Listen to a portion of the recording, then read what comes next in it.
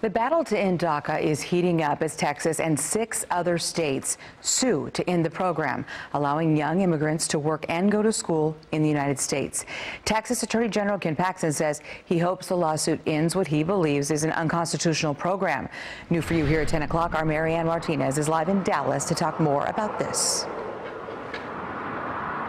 Kaylee, there are an estimated 8,000 DACA recipients in North Texas. That's according to groups who work with them. Now, they've been in limbo for some time with other legal challenges, but they believe this one's going all the way to the Supreme Court.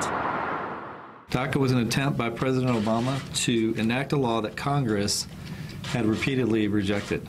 That's why Texas Attorney General Ken Paxton believes DACA, or Deferred Action for Childhood Arrivals, is unconstitutional. The state of Texas is suing the federal government to stop any new work permits from being issued. The lawsuit is not asking that DACA recipients who are in the country illegally be removed. Permits already issued and last 2 years would be honored until they expire. For Ken Paxton to be doing this right now, it's inhumane.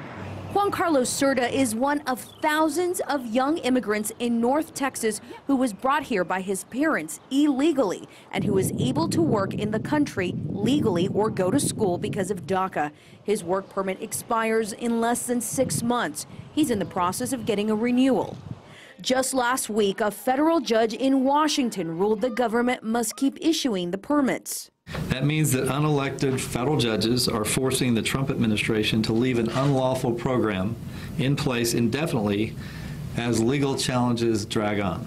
Cerda, a community organizer, gathered signatures today in support of the DREAM Act. So that we can continue to stay here and not depend on a program that was only meant to be temporary.